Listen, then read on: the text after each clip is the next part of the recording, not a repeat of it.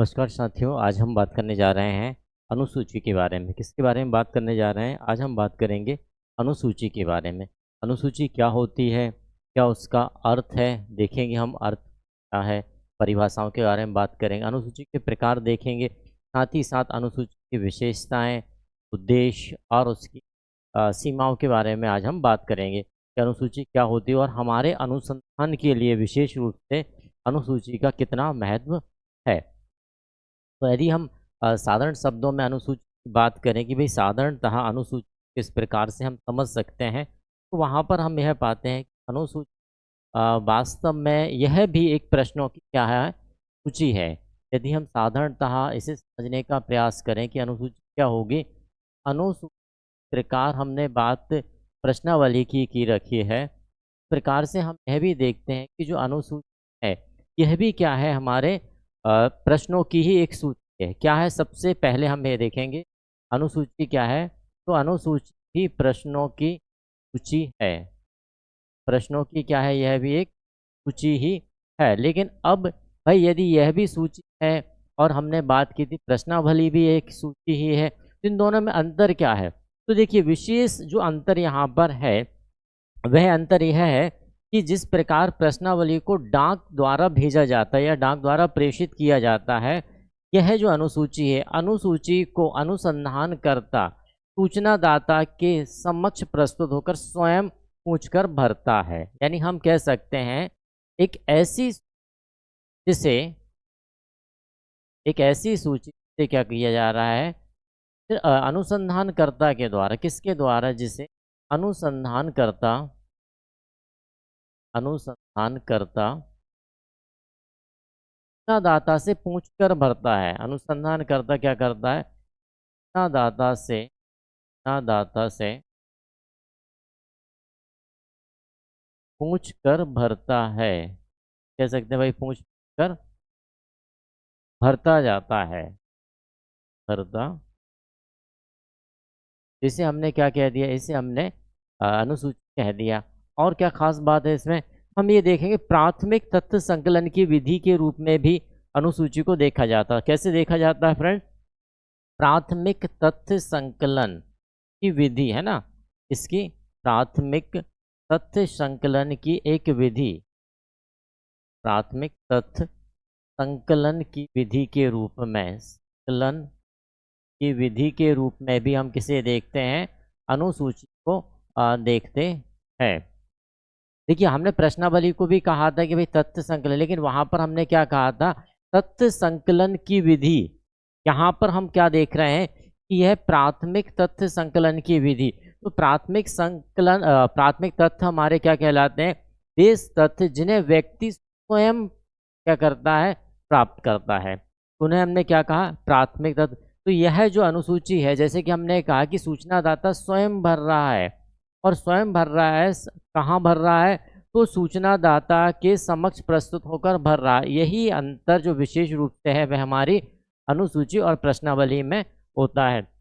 अब कई बार इसे जो अनुसूची है, इसे अवलोकन अनुसूची या साक्षात्कार अनुसूची के रूप में भी परिभाषित किया जाता है। किसे किया जाता है? साक्षात्कार अनुसूची या साक्षात्कार अनुसूची, अनुसूची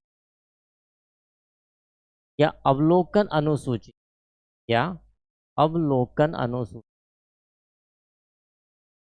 या क्या कहा जाता है? अवलोकन अनुसूची कहकर भी पुकारा जाता है। अब ये क्यों कहा गया है भाई साक्षात्कार? तो जैसे आप कई बार देखते हैं कि भाई आपके समक्ष कोई अनुसंधानकर्ता प्रस्तुत हो रहा है और वह आपसे प्रश्न पूछ रहा है, तो वास्तव में क्या कर रहा है? वह आपका साक्षात्कार कर रहा है, ठीक है ना। अवलोकन, यदि आप किसी प्रश्न का जवाब देने में असमर्थ हैं या कोई दुविधा युक्त जवाब दे रहे हैं या कुछ छिपा रहे हैं, तो अनुसंधानकर्ता आपको क्या कर रहा है? अवलोकन भी कर रहा है। तो इसलिए जो अनुसूची है, उस अनुसूची को क्या कहा जाता है? कई बार साक्षात्कार अनुसूची या अवलोकन अनुसूची के रूप में भी परिभाषित किया जाता है। क्लियर हुआ? और यहीं पर हम देख लेते हैं, इसकी माप भी देख लेते हैं। वास्तव में इसकी अनुसूची की भी एक माप रहती है, और यदि हम माप की बात कर रहे हैं तो हमने प्रश्नावली की माप हमने क्या देखी थी? प्रश्नावली की माप हमने देखी थी 8 इंटू 10 या 11 देखे थे, वहीं पर इसकी माप क्या है, 8 × 12 है। क्या माप है इसकी, 8 12, ये हमें ध्यान रखना। क्लियर है, ये इसकी अनुसूची की हमारी क्या होती है, माप होती है। चलिए आगे बात कर लेते हैं कि जो हमारे विभिन्न विचारक रहे हैं उनके द्वारा क्या कहा गया है ना, प्रश्नों की। चलिए परिभाषाओं की बात करते हैं कि विभिन्न प्रकार के हमारे विचारकों के द्वारा किस प्रकार से अनुसूची को परिभाषित करने का प्रयास किया गया है ना। तो यहाँ पर परिभाषा का आशय क्या होता है कि परिभाषा वास्तव में किसी विचारक के अनुसार कही गई पंक्ति या युक्ति होती है, हम क्या देखते हैं, परिभाषा कहते हैं। चलिए परिभाषा पीवी यंग की देखते हैं। तो पीवी यंग का कहना क्या रहा भाई अनुसूची के बारे में, किसका, पीवी यंग का। पीवी यंग कहते हैं कि अनुसूची वास्तव में क्या है, एक औपचारिक, ये इनके द्वारा क्या कहा गया, एक औपचारिक तालिका या सूची पत्र। क्या कहा है इनके द्वारा, एक औपचारिक तालिका या सूची पत्र। औपचारिक तालिका या सूची पत्र।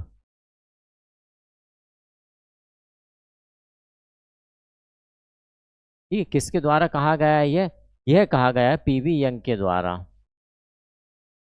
किसके द्वारा कहा गया, देखिए कुल जो हमारे कीवर्ड्स हैं वह हमें याद रखना है कि मूल कीवर्ड्स हमारे किस व्यक्ति के द्वारा क्या कहे गए हैं। पीवी यंग के द्वारा, देखिए वैसे तो पीवी यंग के द्वारा कहा गया है कि जो अनुसूची है वह प्रश्नों की ऐसी सूची है जो औपचारिक तालिका पर आधारित है या एक सूची पत्र है। अब देखिए औपचारिक क्यों कहा गया है इसे, तो जब हम देखते हैं कि अनुसंधानकर्ता स्वयं सूचनादाता के समक्ष प्रस्तुत होकर इसे और सूचनादाता से पूछकर भरता है, तो कई बार प्रश्नों को क्या किया जाता है, व्यक्ति के मन या मनोवृत्ति से संबंधित आंसर या हमें जो उत्तर या तथ्य हमें मिल जाया करते हैं, इसलिए इसे क्या कहा गया है,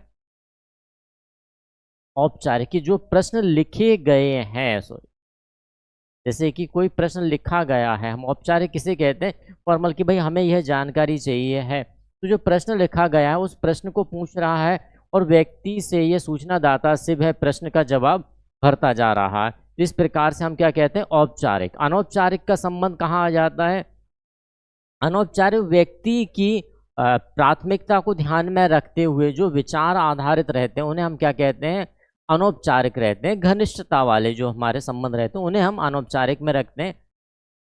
बाकी यह जो क्या है आपकी औपचारिक, कि मुझे आवश्यकता है आपसे किसी तथ्य की, मैंने आपसे पूछा और आपने बताया और मैंने उसे लिख लिया या अपनी अनुसूची में उसे भर लिया, उसे मैंने क्या कहा है, औपचारिक कहा है। क्लियर है इस पर का। चलिए नेक्स्ट की बात करते हैं, कार्लिंगर।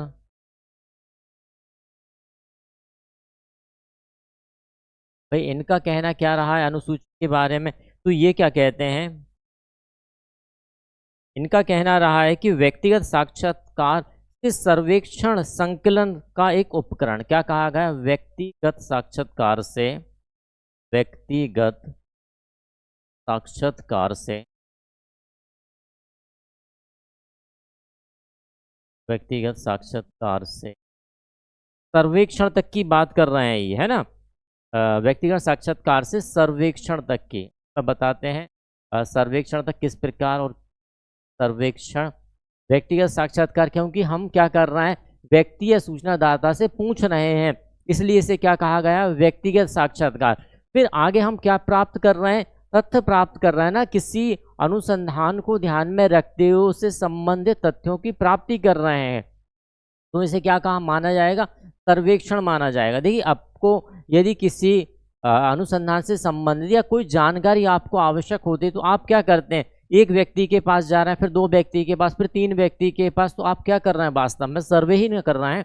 तो इसीलिए कार्लिंगर के अनुसार ये कहा गया है कि व्यक्तिगत साक्षात्कार से सर्वेक्षण संकलन का, सर्वेक्षण संकलन का, संकलन का एक उपकरण, संकलन का एक उपकरण माना है। किसके द्वारा माना गया है, यह माना गया कार्लिंगर के द्वारा, उपकरण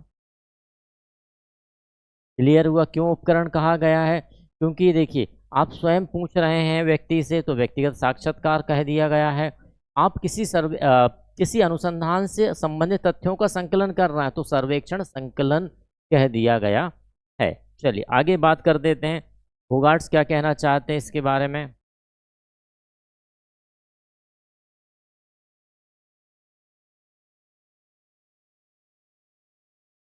होगार्ट्स का कहना यह है कि भाई अनुसूची तथ्यों को प्राप्त करने वाली एक औपचारिक विधि है। इन्होंने क्या कहा? तथ्यों को प्राप्त करने वाली एक औपचारिक विधि, तथ्यों को प्राप्त करने वाली एक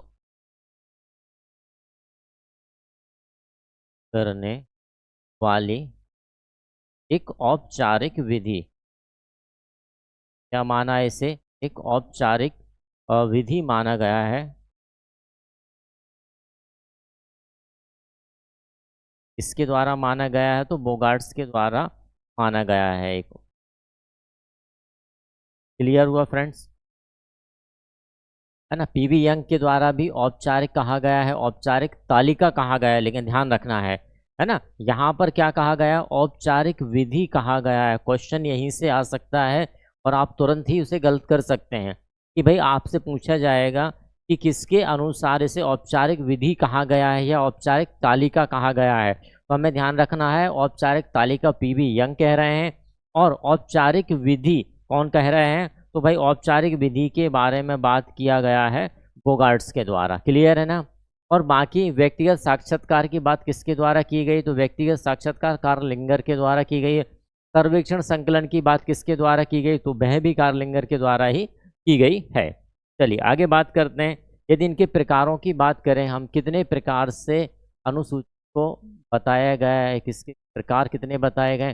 सबसे पहले हम विचारकों के बारे में देख लेते हैं कि विचारकों के आधार पर कितने प्रकार बताए गए।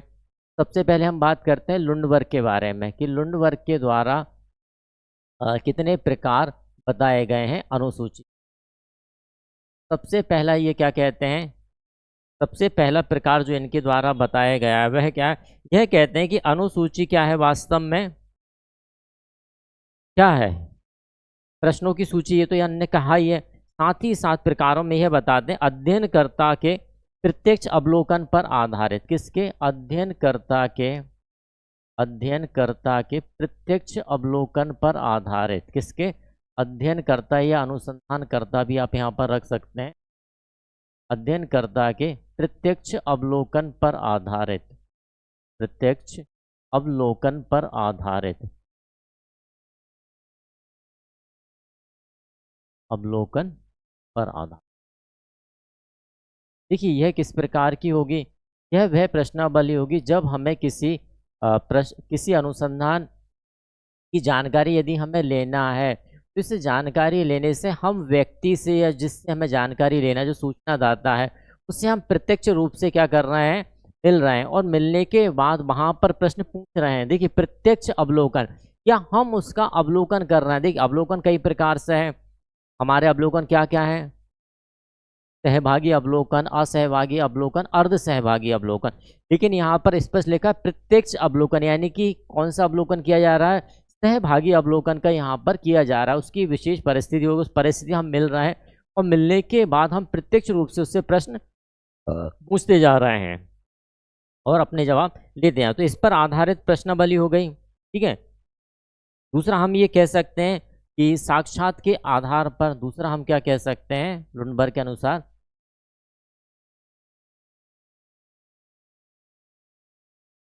साक्षात्कार आधार पर। दूसरा क्या है? साक्षात्कार के आधार पर प्रश्न इसका निर्माण किया जा रहा है। दूसरे प्रकार में अनुसूची का निर्माण किया जा रहा है। साक्षात्कार क्या है? ये देखिए जब प्रश्न पूछे जा रहा है, अवलोकन हम देखकर बात कर रहे हैं, साक्षात्कार हम प्रश्न पूछ के बात कर रहे हैं। पूछ लिया भाई आपका नाम, हमने लिख लिया, यह भी क्या है? प्रश्नावली, ओ सॉरी, अनुसूची ही है। तो साक्षात्कार हो गया हमारा। ठीक है। और क्या बताया है? इन्होंने तीसरा प्रकार बताया है बिना साक्षात्कार के प्रश्नावलियों पर आधारित। बिना साक्षात्कार के प्रश्नावलियों पर आधारित।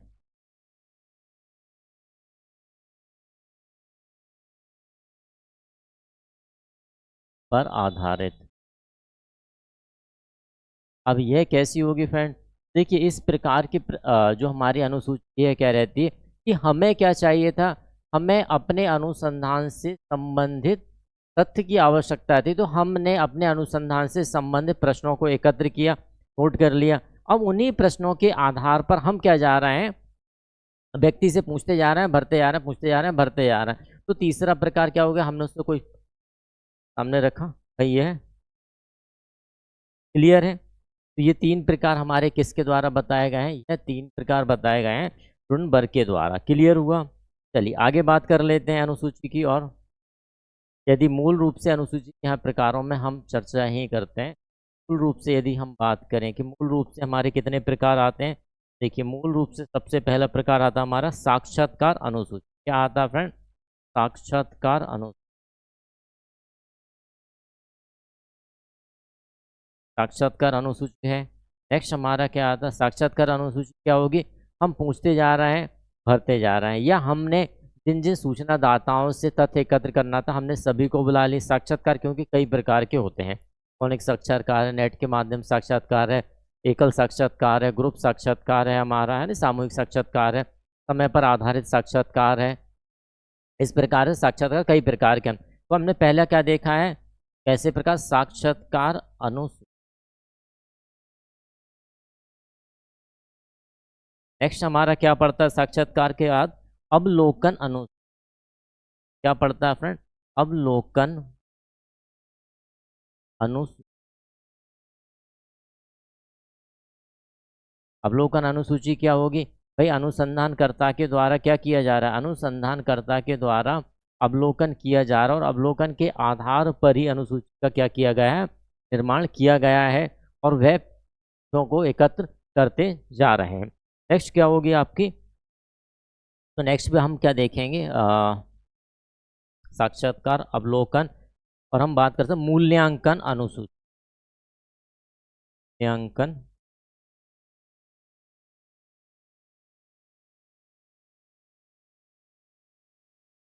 मूल्यांकन अनुसूची क्या होगी, तो इस अनुसूची में हम क्या देखते हैं, मूल्यांकन अनुसूची के अंतर्गत ऐसी अनुसूची जैसे हमें तथ्य एकत्र करने के लिए व्यक्ति विशेष का मूल्यांकन करना रहता है कि हाँ भाई ये व्यक्ति क्या हमारे प्रश्नों का जवाब दे सकेगा। तो उस मूल्यांकन के आधार पर हम क्या करते हैं, अनुसूची का निर्माण करते हैं। नेक्स्ट की बात करते हैं प्रतिबंधित अनुसूची। प्रतिबंधित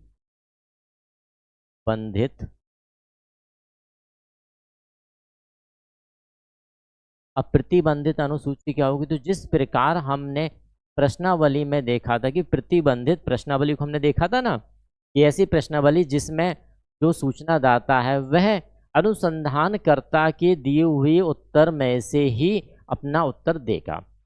तो इस प्रकार से जो हमारे पास अनुसूची बनती है वह क्या कहलाती है, हमारी प्रतिबंधित अनुसूची लाती। नेक्स्ट की बात कर लेते हैं। नेक्स्ट हमारी क्या, संस्था सर्वेक्षण अनुसूची। क्या है फ्रेंड, संस्था सर्वेक्षण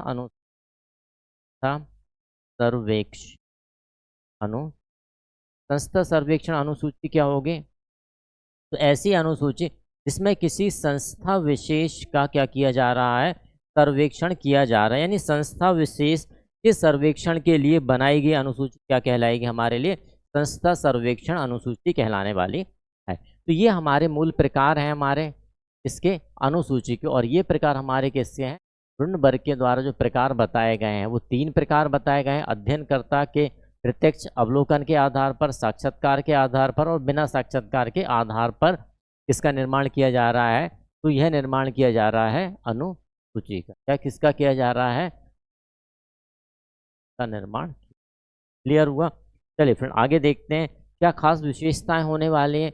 यदि हम विशेषताओं को देखें कि भाई विशेषताएं हैं वह क्या होने वाली हैं, विशेषता क्या क्या हो सकती है फ्रेंड अनुसूची। चलिए विशेषताओं की बात कर लेते हैं। सबसे पहली विशेषता तो हम यह देखेंगे कि हम जब व्यक्ति से किस प्रकार से संपर्क स्थापित कर रहा है, प्रत्यक्ष संपर्क स्थापित कर रहा है, तो हम ये कह सकते हैं कि प्राथमिक तथ्यों का हम क्या प्राथमिक तथ्यों को एकत्र करना, प्राथमिक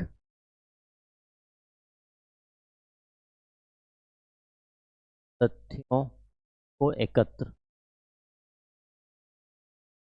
सबसे खास बात तो हमारी यही निकल गई, प्राथमिक तथ्यों को हम एकत्र कर पा रहे हैं, किसके माध्यम से कर पा रहे हैं, तो भाई अनुसूची के माध्यम से कर पा रहे हैं।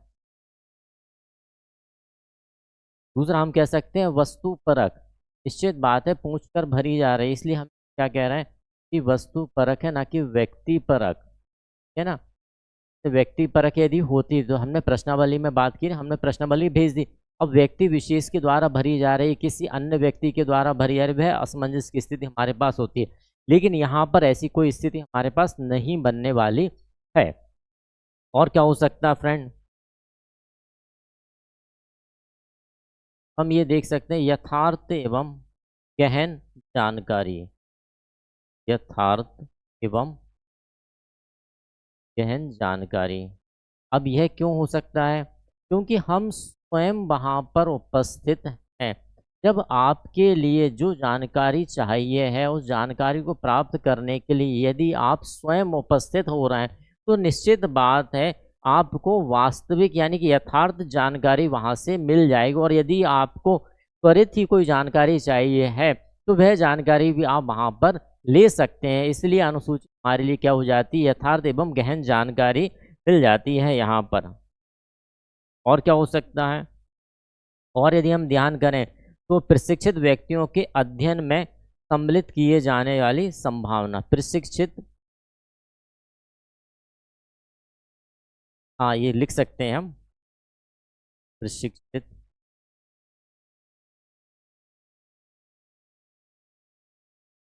व्यक्ति के लिए,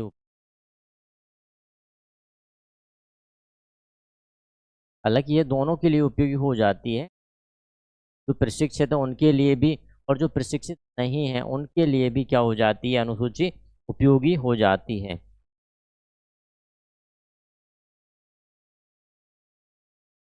प्राप्त प्रति उत्तर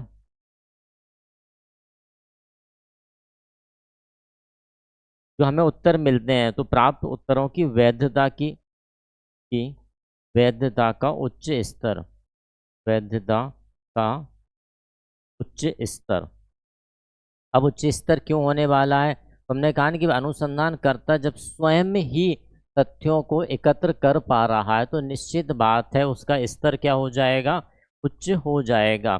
इसलिए अनुसूची के माध्यम से जो तथ्य एकत्र होते हैं उनका स्तर हमेशा क्या रहता है, उच्च रहता है, क्योंकि अनुसंधानकर्ता स्वयं ही सूचनादाता के समक्ष प्रस्तुत होकर क्या कर रहा है, अपनी जानकारियों को एकत्र कर पा रहा है।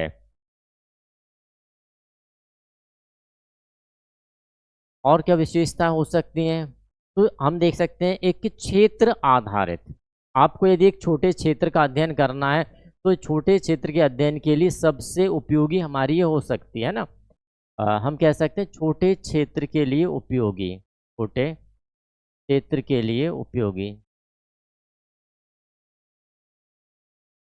देखिए यदि ज़्यादा बड़ा क्षेत्र है तो वहाँ के लिए तो हमें पता है कि क्या हमें चाहिए, वहाँ के लिए हमें प्रश्नावली की आवश्यकता रहेगी। लेकिन यदि कोई छोटा क्षेत्र है और क्षेत्र में हमें जानकारियों को एकत्र करना, तो निश्चित रूप से हमारे पास अनुसूची एक महत्वपूर्ण भूमिका यहाँ पर अदा करती। और ख़ास क्या हो सकता है फ्रेंड, छोटे क्षेत्र के लिए उपयोगी हो जाएगी, हमारे प्रारंभिक तथ्यों को एकत्र करने की वस्तुपरकता की बात की जाएगी, और साथ ही साथ शिक्षित और अशिक्षित दोनों के लिए उपयोगी है, ठीक है ना, दोनों के लिए उपयोगी, या हम ये कह सकते हैं समस्त वर्ग के लिए आप ऐसा लिख सकते हैं, समस्त वर्गों के लिए उपयोगी। ऐसा कोई नहीं कि भाई शिक्षित वर्ग है तो उसके लिए आवश्यक है, या अशिक्षित है तो उनके लिए, समस्त वर्गों के लिए यह उपयोगी होगी, क्योंकि पूछना है, बताना है और भरना है, और वो किसको करना है, अनुसंधानकर्ता को ही करना है, कोई दिक्कत नहीं।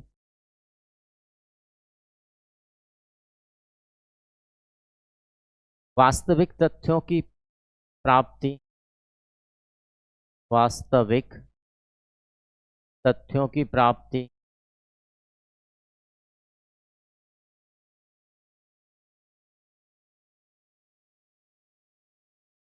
साक्षात्कार हमने देखा है कि साक्षात्कार भी इसमें हो ही जाता है।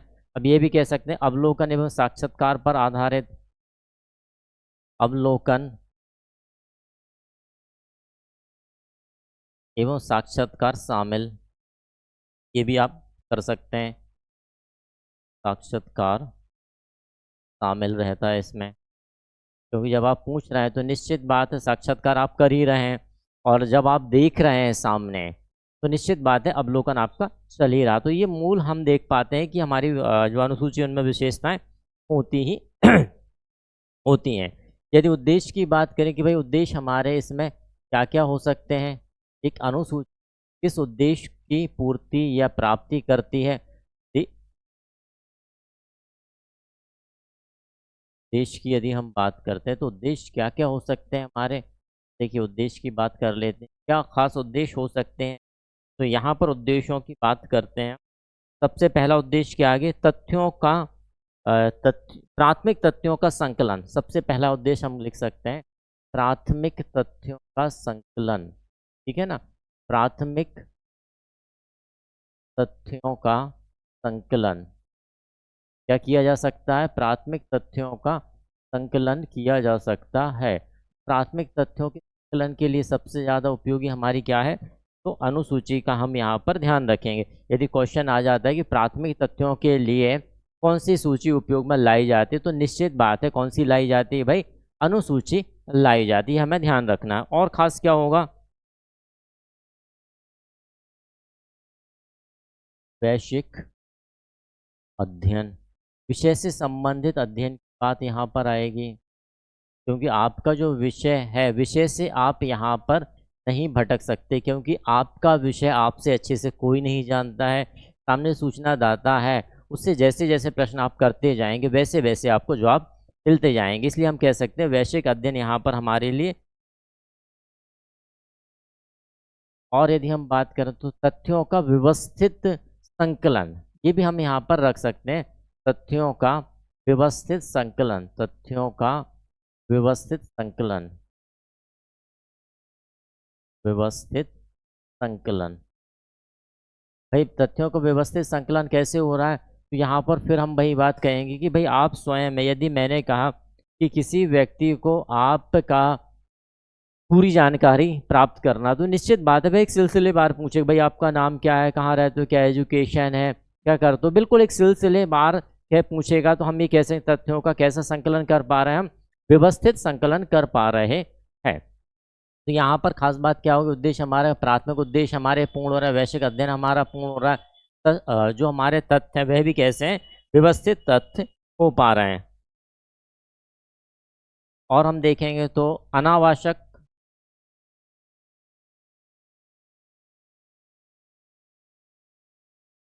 यदि इस प्रकार कई बार होते हैं ना कि भाई जो हमारा सूचना दाता है प्रश्नावली में कुछ भी भर सकता है और वह हमारे लिए उपयोगी है या नहीं है उसे नहीं पता है, लेकिन यहाँ पर जब बात हम पूछकर ही भरवा रहे हैं या पूछकर ही भर रहे हैं, तो यदि हमें लगता है कि सूचना दाता के द्वारा जो तथ्य प्रस्तुत किए जा रहे हैं उसमें से कुछ तथ्य ऐसे जो हमारे लिए आवश्यक नहीं है, तो उन तथ्यों को हम वहीं क्या कर सकते हैं, छोड़ सकते हैं। तो हम वहाँ पर यह देखते हैं कि जो अनावश्यक तथ्य हैं उनका हम वहीं पर क्या कर देते हैं, बहिष्कार कर देते हैं, अनावश्यक तथ्यों का बहिष्कार क्या कर देते हैं, तथ्यों को वहीं छोड़ देते हैं या उसको वहीं बहिष्कृत कर देते हैं। तो हम कह सकते हैं कि अनावश्यक जो तथ्य हैं उनका बहिष्कार हमने वहीं कर दिया, हमने उसे अनुसूची में रखा ही नहीं।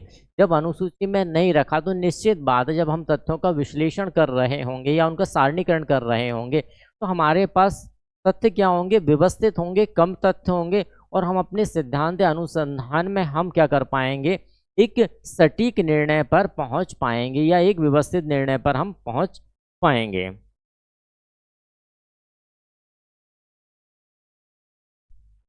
और खास कर जब हम प्रत्यक्ष रूप से मिल रहे हैं तो हम ये देखेंगे कि हमारी जो स्मृति है, स्मृति में भी हमारी क्या हो जाती है, स्मृति में यहाँ पर हमारी वृद्धि हो जाती है। कि क्यों हो रही है वृद्धि यहाँ पर? तो एक बार जब हम यहाँ पर तथ्य एकत्र कर रहे हैं तब हमने उन तथ्यों को देख लिया है। फिर जब हम सारणीकरण करेंगे या विश्लेषण करेंगे तथ्यों का, वहाँ भी हम देख लेंगे यदि कोई ऐसी बात है जो वहाँ पर हमें उपयोगी लगती है तो हम तुरंत जाकर क्या कर सकते हैं, तो हमें पता है कि भाई इस व्यक्ति विशेष से हमने क्या लिया, ये जानकारी ली है, ये तथ्य लिए हैं। तो इस प्रकार से हम उन तथ्यों को क्या कर सकते हैं, पुनः प्राप्त कर सकते हैं। और खास क्या हो सकता है भाई?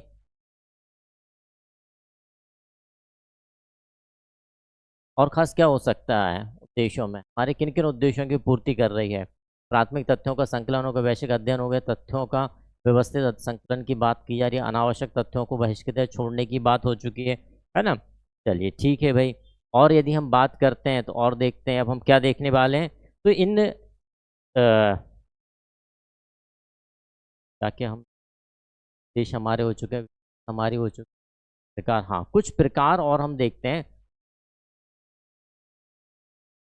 बात कर क्या क्या सीमाएं हो जाती है। जिस प्रकार हमने देखा था भाई लाभ है तो हानि भी होंगी, या कहीं ऐसी सीमाएं होंगी जहां पर आप अनुसूची का प्रयोग नहीं कर सकते हैं। तो अनुसूची का प्रयोग कहाँ नहीं कर सकते? सबसे पहली आती है विस्तृत भौगोलिक क्षेत्र में अनुसूची का प्रयोग नहीं किया जा सकता है। सबसे पहले हम वही देखेंगे कि हम विस्तृत क्षेत्र में अनुसूची का प्रयोग नहीं कर सकते हैं। विस्तृत क्षेत्र में प्रयोग संभव नहीं। विस्तृत क्षेत्र के लिए अनुपयोग के लिए अनुपयोग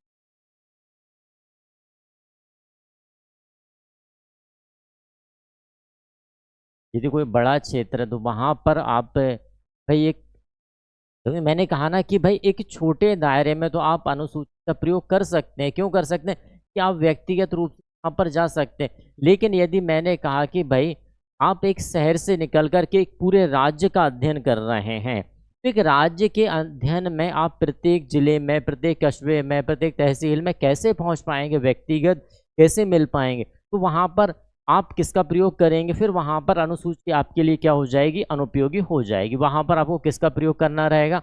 वहां के लिए आपके लिए क्या है, प्रश्नावली ही फिर आपके लिए सही होगी। ठीक है ना?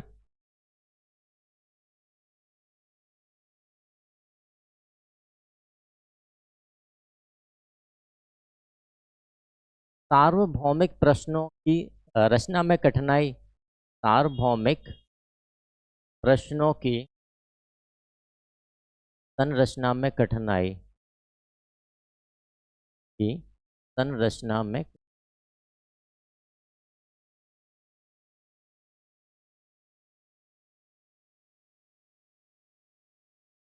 भाई ऐसा आप प्रश्न ऐसे नहीं बना सकते कि जो सभी जगह एक जैसे प्रश्न आप नहीं बना सकते। क्योंकि यदि आप देखेंगे छोटे क्षेत्र पर अध्ययन किया जाए, अब यदि कोई प्रश्न यहाँ के लिए उपयोगी हो सकता है लेकिन वही प्रश्न किसी दूसरे क्षेत्र के लिए उपयोगी हो जाए तो ऐसा संभव नहीं है। इसलिए यहाँ पर हम क्या देखेंगे, सबसे बड़ी समस्या हमारे पास ये आएगी कि सार्वभौमिक प्रश्न यहाँ पर हम नहीं बना पाएंगे। यानी जो कहते हैं ना यूनिवर्सल क्वेश्चन, यहाँ पर नहीं हम बना सकते हैं। ये हमारे पास एक समस्या के रूप में आती है। और क्या आती है? और जैसे कि हम प्रत्यक्ष रूप से मिल रहा है तो निश्चित बात है यहाँ पर व्यक्तिगत पक्षपात भी संभव हो जाता है। ठीक है ना? तो यहाँ पर हम उसे भी रख सकते हैं कि व्यक्तिगत व्यक्तिगत पक्षपात संभव, व्यक्तिगत पक्षपात भी यहाँ पर संभव हो सकता है। क्यों हो सकता है? कि भाई निश्चित बात है जिस व्यक्ति से आप प्रश्न के जवाब ले रहे हैं, हो सकता है वह आपसे पूर्व परिचित हो, किसी पूर्वाग्रह से आप ग्रसित हो, या किसी पूर्वाग्रह से वह सूचना दाता ग्रसित हो। तो यहाँ पर पक्षपात का होना संभव हो जाता है। और वहाँ पर हम प्रश्नावली में क्या देखते हैं, प्रश्नावली में व्यक्ति एक प्रकार से परिचित नहीं है, पूर्वाग्रह से ग्रसित नहीं है, लेकिन यहाँ पर व्यक्तिगत पक्षपात यहाँ पर संभव हो जाता है। और क्या सीमाएं आएंगी? और भी आ सकती हैं। तो अपूर्ण एवं अपर्याप्त उत्तरों की प्राप्ति,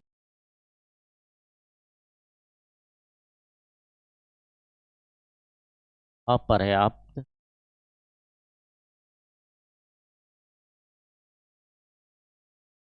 उत्तरों की प्राप्ति।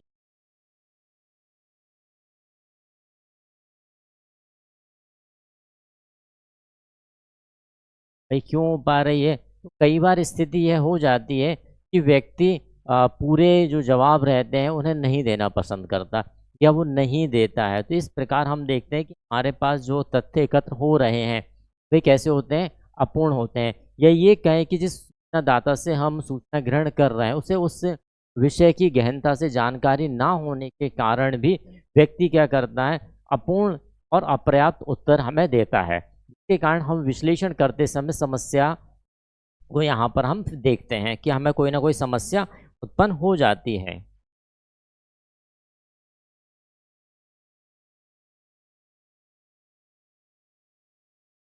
और क्या खास होगा? जब प्रत्यक्ष रूप से मिल रहा है तो हम ये कह सकते हैं कि यह जो है अध्ययन की एक कैसी विधि है? तो हम कहेंगे भाई अध्ययन की एक खर्चीली विधि के रूप में इसे देखा जाता है। अध्ययन की कैसी विधि है यह? खर्चीली विधि के रूप में इसे देखा गया। क्यों देखा गया? भाई निश्चित बात है, जब आप किसी व्यक्ति विशेष से मिलने जा रहे हैं और मिल रहे हैं, प्रत्येक स्तर पर जा रहे हैं, तो भाई आने जाने का खर्चा, व्यक्ति विशेष से मिलने का, यह बहुत सारे खर्चों के कारण इसे क्या मान लिया जाता है कि भाई यह एक खर्चीली विधि के रूप में हमारे सामने आती है। और यदि हम बात करें तो कुशल एवं प्रशिक्षित अध्ययन, कुशल एवं कल एवं प्रशिक्षित प्रशिक्षित व्यक्ति, कुशल एवं प्रशिक्षित अध्ययनकर्ताओं की आवश्यकता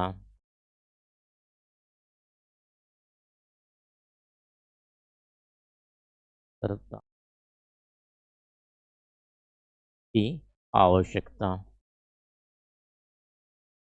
कई बार स्थिति यह हो जाती है कि अनुसंधानकर्ता यहाँ पर स्वयं ना जाकर अपने द्वारा कुछ दूसरे व्यक्तियों को भेज देता है, जिसके कारण ना ही हमारा अनुसंधान पूर्ण हो पाता है और ना ही हमारे पास जो तथ्य रहते हैं वे व्यवस्थित रूप से भी हमें उपलब्ध नहीं हो पाते है। तो इस प्रकार से भी हम यहाँ पर देखते हैं। चलिए आगे बात कर लेते हैं कुछ कुछ और प्रकारों के बारे में बात करते हैं जो हमारे कुछ अन्य विचारकों के द्वारा दिए गए, जैसे कि पीवी यंग हैं, उनके द्वारा भी जो अनुसूची रही उसके कुछ प्रकारों के उल्लेख मिलता है और पूछा गया है कई बार क्वेश्चन।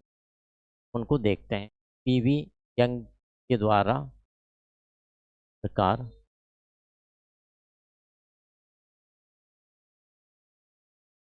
के द्वारा सबसे पहला प्रकार क्या बताया गया है? यह पहला प्रकार ये बताते हैं अवलोकन अनुसूची। क्या बताते हैं? अवलोकन अनु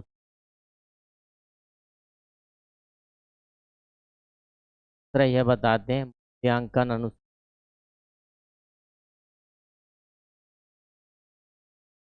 दूसरा प्रकार यह बताते हैं मूल्यांकन अनुसूची। कोई आपके यहाँ पर लिख लो।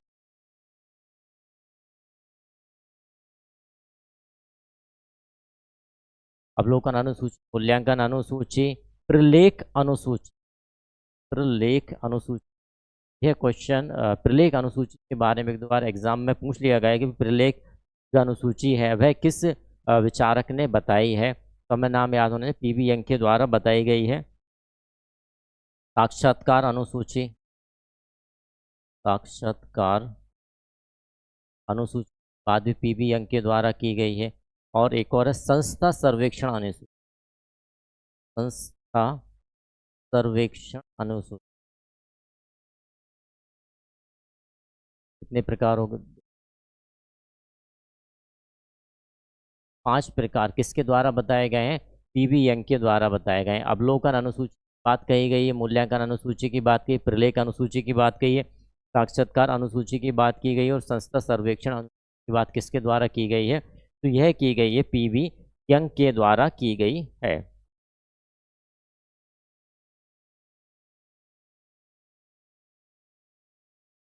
अनुसूची निर्माण करने के लिए हमें कुछ चरणों से गुजरना पड़ता है। ठीक है ना? अनुसूची निर्माण की प्रक्रिया कहा जाता है जिसे, या चरण कहा जाता है। अनुसूची निर्माण के चरण, अनु निर्माण के चरण, चरण कहा जाता है या फिर प्रक्रिया कहा जाता है। और इन चरणों में से भी क्वेश्चन कई बार पूछे गए हैं कि कौन कौन से चरण अनुसूची के निर्माण में उपयोगी होते हैं। ठीक है ना।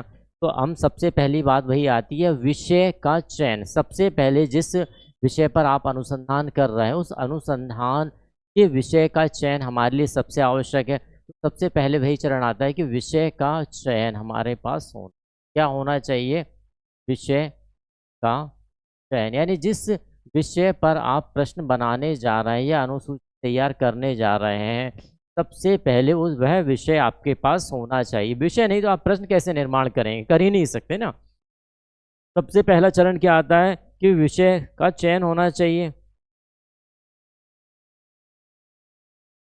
सूचना दाता, दूसरा हमें क्या चाहिए भाई, सूचना दाता कि किस किस सूचना दाता से हमें, या ये कहें कि किस किस सूचना दाता से हमें मिलना है, कहाँ कहाँ से हमें जानकारी मिल सकती है। जैसे मैं कहूँ कि भाई मुझे स्कूलों की जानकारी चाहिए या कॉलेज की जानकारी चाहिए, तो अब कॉलेज की जानकारी वहाँ से मिलेगी तो निश्चित बात है जो हमारे हायर एजुकेशन होगी तो वहाँ से मिल जाएगी। ये जो हमारा एडी कार्यालय होगा मुझे वहाँ से मिल जाएगी, ये हमारा नोडल कार्यालय होगा हमें वहाँ से मिल जाएगी। ठीक है ना। तो वो हमारे क्या हो जाएंगे, सूचना दाता हो जाएंगे। सूचना दाता की भी हमारे पास लिस्ट होना चाहिए।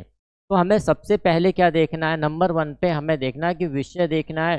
दूसरे पर हमें सूचना दाता देखना है कि जो हमें सूचना दे सकता है वह कौन कौन है, सूचना दाता या उत्तरदाता कौन कौन है। फिर हमें देखना है कि प्रश्नों का निर्माण। फिर हम बात करेंगे हमारे तीसरे प्रश्नों का निर्माण करना है। अब हमारे प्रश्नों का निर्माण, तीसरा चरण हमारा क्या है कि भाई अब हम प्रश्नों का क्या कर सकते हैं भाई, निर्माण कर सकते हैं। और इस निर्माण के तहत हमें क्या देखना है, प्रश्नों का व्यवस्थित क्रम देखना है। प्रश्नों का नेक्स्ट हमारा क्या रहेगा, प्रश्नों का व्यवस्थित क्रम का व्यवस्थित क्रम, एक क्रम निश्चित किया जाता है। व्यवस्थित क्रम किस प्रकार होना चाहिए, ऐसा नहीं कि भाई सबसे पहला प्रश्न मैंने आपको कैसा दे दिया, डिस्क्रिप्टिव दे दिया या लिखने को दे दिया, आप वहीं उलझ जाएंगे। लेकिन सबसे पहले हमें क्या देखना पड़ता है, बहुविकल्पी प्रश्नों को रखें या एक शब्द वाले प्रश्नों को रखें कि व्यक्ति अपना प्रश्नों को पढ़े और तुरंत हमें पढ़ता जाए और हम उसे लिखते हैं। तो व्यवस्थित एक क्रम होना चाहिए। और व्यवस्थित क्रम के साथ साथ अंत में हम क्या देखते हैं, वैधता की जांच। जो प्रश्न है वो वैध है या नहीं, वैधता की जांच हमारा क्या होता है, अगला चरण होता है। इन 5 चरणों के द्वारा ही हम क्या करते हैं, अनुसूची का निर्माण करते हैं। इन 5 चरणों को ध्यान में रखते हुए हम अनुसूची का निर्माण करते हैं। कई बार इनका क्रम भी पूछा गया है एग्जाम के अंतर्गत कि भाई किस नंबर पर कौन सा चरण होता है, और डायरेक्ट चरण भी पूछे गए हैं। तो ये हमें ध्यान रखना है।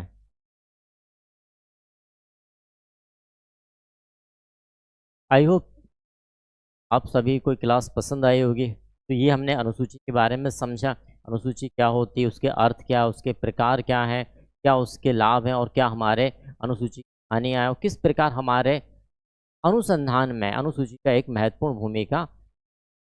आई होप वीडियो पसंद आता तो ज़्यादा से ज़्यादा शेयर करें, हमारे चैनल को सब्सक्राइब करें और बेल आइकॉन को ज़रूर दबाएं।